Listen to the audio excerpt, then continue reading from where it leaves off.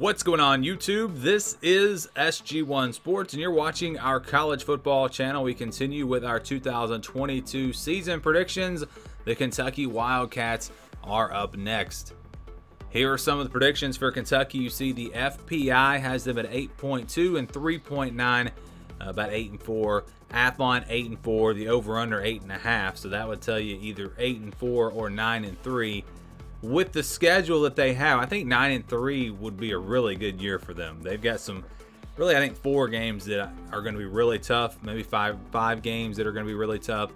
And so 8-4 seems to be kind of the number here for this Kentucky team based off of the consensus. And it's a team that, you know, they have really turned, Mark Stoops has turned this program around. I mean, they're one of the more consistent programs really in all of college football. They're right there every year, winning 7, 8, 9 games. They reload on the offensive line. They reload on defense. Not at the level of an Alabama or Georgia, but for that next tier of teams, they do a really good job. And it's going to be the same story this year, I think. They do have to replace some key players, both on the offensive line and on defense, but we've seen them be able to just kind of reload there, develop their young players, add from the transfer portal.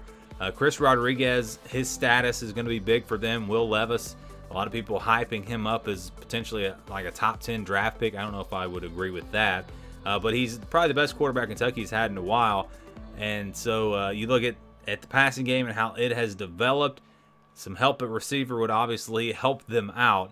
But they've got the pieces to be really right there where they've been the last few years. I don't know if they're ready to break through and challenge Georgia, but a good chance to be the second best team in the SEC East this year.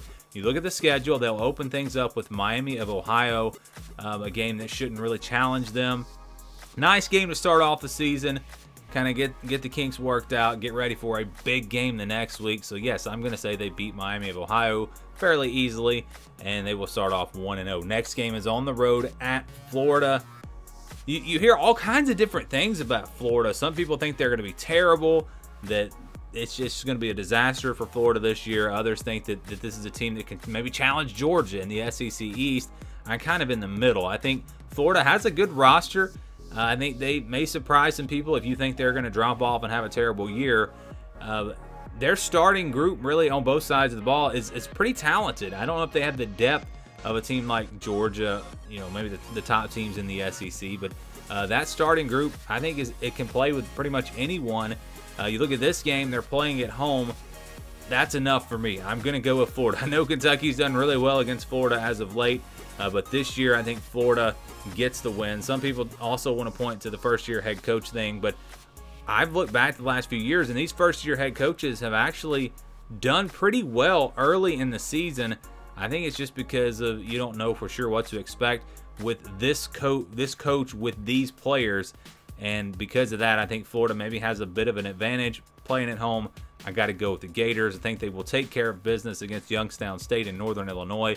Next game is against Ole Miss. This is a tough one to call here. I think this is going to be a game where Kentucky's going to want to run the football, slow it down, keep that high-powered offense of Ole Miss on the sidelines. Ole Miss, obviously, they're going to be going fast. They're going to try to score a lot of points.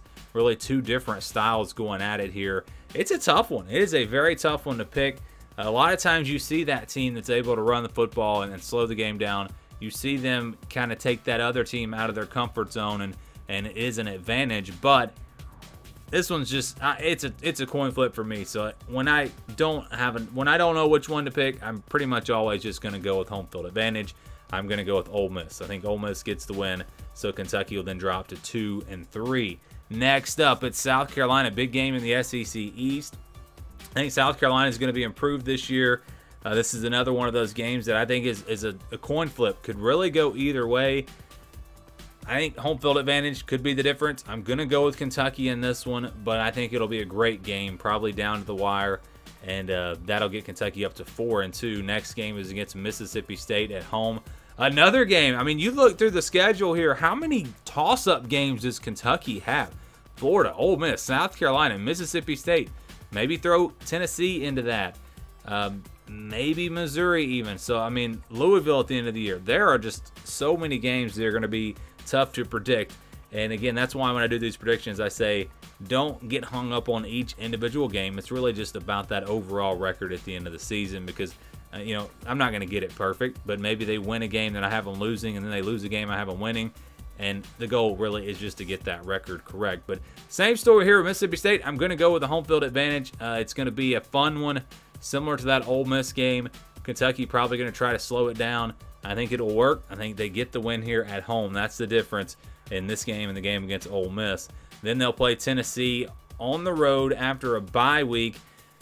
Same story, a high-powered offense, a team that's going to want to go really fast, and it's going to be just like the Ole Miss game for me. It's a toss-up, really, but home field advantage will be the difference. I'm going to pick Tennessee, so that drops on to 5-3. Missouri up next. On the road, Missouri team that I'm not all that high on. A lot of unknowns with them. Who's going to be the starting quarterback?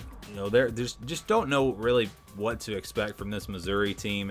They could surprise, but I don't see it happening. I think Kentucky's the better team. A tough one because it's on the road, but Kentucky the better team. They get the win and improve to 6-3. Vanderbilt up next. Not really much to even talk about here. I think Kentucky will roll. I just don't think Vanderbilt's going to be very good this year once again, so I've got the Wildcats at 7-3. Big game against Georgia there on November 19th. Is Kentucky finally ready to really compete in this game? With Georgia having all those losses, all those great players that went on to the NFL, maybe Kentucky keeps this game close for a little bit, but I still think that Georgia is just a step above Kentucky. I don't see this game being super close. Georgia just, I mean, the talent level of Georgia and Alabama really, I think, is above everyone else. Texas A&M trying to get into that conversation. You know, LSU's a talented team. There are talented teams, but Alabama and Georgia are in a class by themselves. And I don't think Kentucky's going to compete all that much in this one. Maybe close at halftime, but Georgia will pull away. They'll wear them down, and that drops Kentucky to 7-4. Final game of the season is against Louisville. I think Louisville's going to be pretty good this year, actually. I think they're going to be a sleeper team in the ACC. Maybe not a team that's going to beat Clemson and win the division, but I think they'll be better than a lot of people expect. But Kentucky they own this rivalry right now. They're playing at home. Really no reason to pick against Kentucky, so I'm going to say they win this game, and I've got them finishing off the season at 8-4. 8-4 my prediction for Kentucky in 2022.